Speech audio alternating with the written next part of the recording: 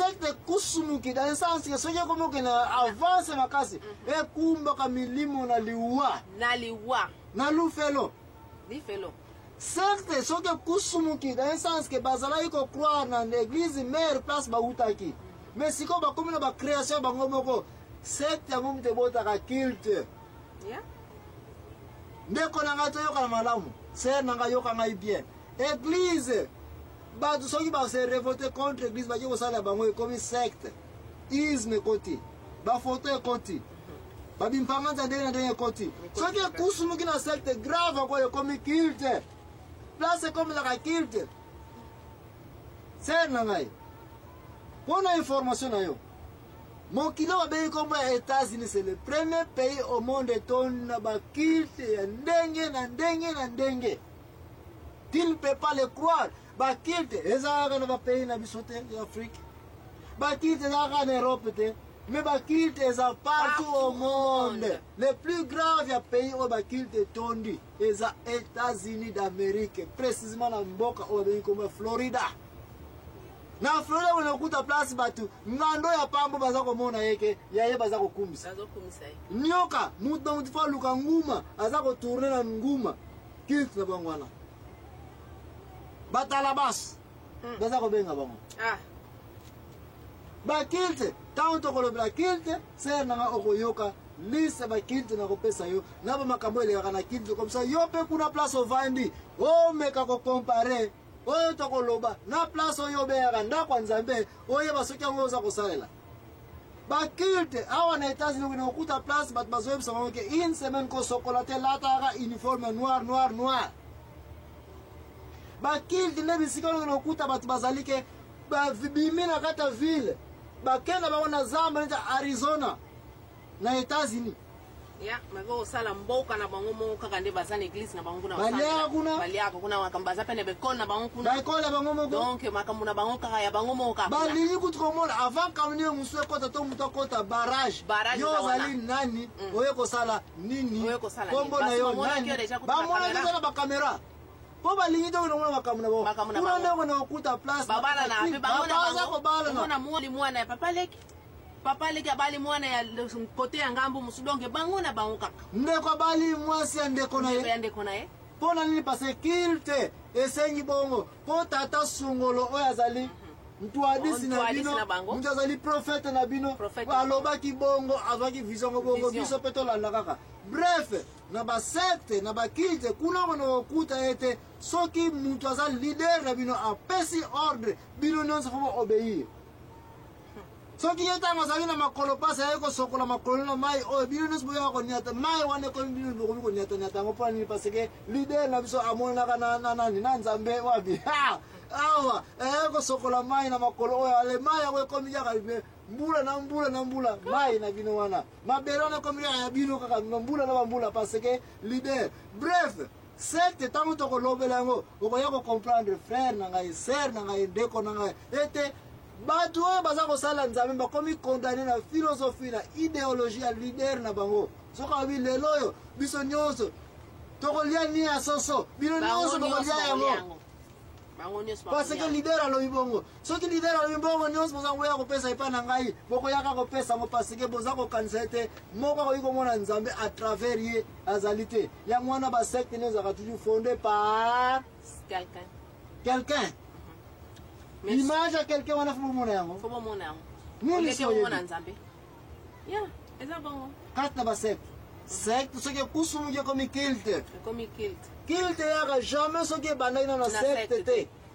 et secte pe ezalaka jamais soki bandi wapi te na église te donc bauta kana kati église ba tutu bauta kana église ba révolter to ba moni clair na ndenge na bango ba clair ba ke na pemili basali ya bango ni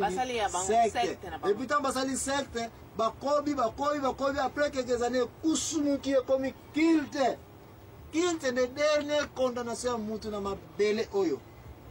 ya kondimela nzambe à travers eloko à travers mutu à travers idéologie moko boye mais surtout mama likambo poto ko introduire deuxième partie émission na biso secte na culte est capable de modifier même Bible. Oh yeah, exact, baza toujours na Bible na bango. Bayaka na Bible na bango moko. bayaka suna nini interprétation na bango ke balobi boye na Bible. Oh biso pe oya biso leader pe asalaki boye ndeko na ngai la vérité okuta okana émission oyo et la vérité oyo tozali kozula na Bible et na Bible bisika biso to telemini ngai l'impresario na bino Joachim Zambwana nazali accompagné na sœur na biso mama Ani mutazali l'activiste du jour mutazali ko représenter bino mutazali ko na ba question na bino pe ba réponse na place na bino ko tala émission yo na télévision ezali pamba mais ko benga biso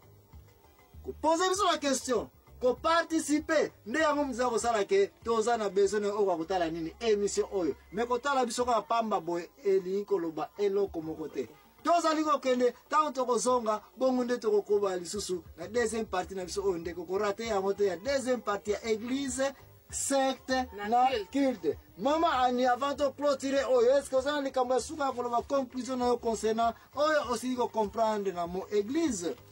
Bon, ndenge na comprendre l'église. Na banza bandeko na oyo balandi biso. Bozwi quand même connaissance. Oyo tina église elaksini. Na église na liko ni atana na oyo ezake batu mususu azalaka. Oh, église o basenga akambongo. Soki basengi pesa kaka. Po loboko oyo soko kangia ngo kaka bozo fungola ngote. Mwae o mususu ba efunga maba eyelo eloko msoko zo yango te. Na sina découvrir angonga imoko. Na sana expérience. Ne église soki basengi $1 avant na tango na sosonga na ndako na yako kuta fa 10 na ko yebisa mobala nga frère kanisa kaka mo $100 basengi na église to pesa na ndako to kuti même fois soki fa combien nguma e utu wapi oyo nguma zo abi Jésus te za kutu eza Jésus eza nguma te nguma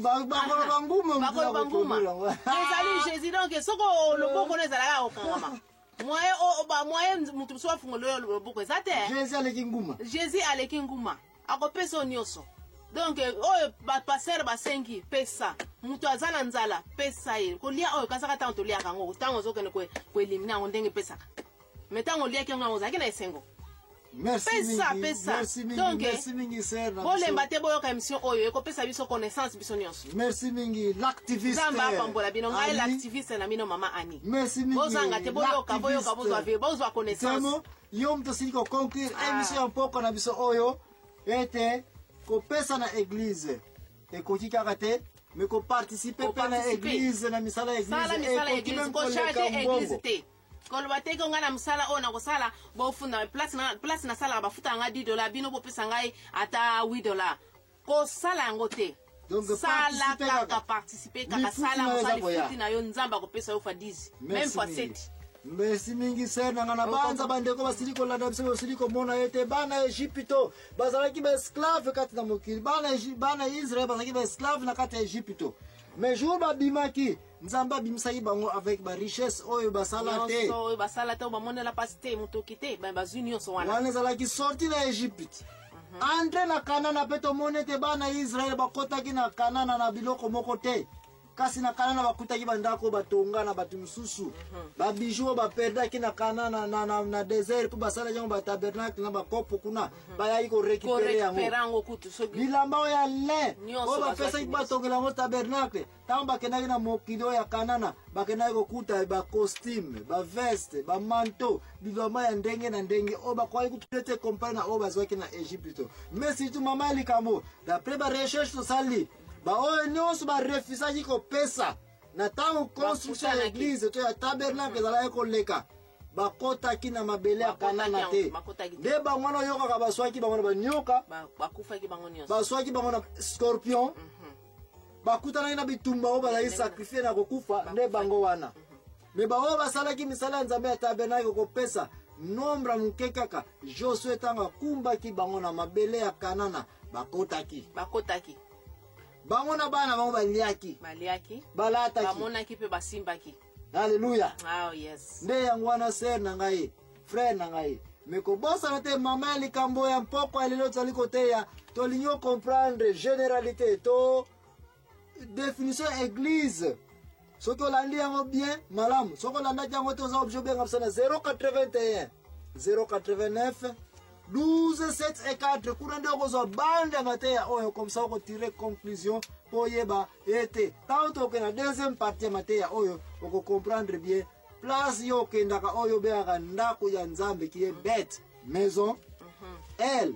nzambe ndako ya nzambe no kendaka est-ce que vraiment nzambe azali kati na yango ou bien nzambe azali kati na yango te to comment ko iko tester que oyo ezali église ou bien ezali secte ou bien ezali culte. Différence entre église, secte na culte. Différence okuta nka na ba moya ba français na ba moya ba anglais. Mais na ba dialecte na biso ba mbomba binoko na biso ba kikongo o ba lingala. Eloko nyonso kaka ndako ya nzambe, ndako ya nzambe. Des places na mon peuple périt par manque de connaissance. Bimana ko raison ba langue ba dialecte na biso ba village. Pourquoi comprendre makambo za un niveau avancé? Parce que si on continue à faire des églises, des places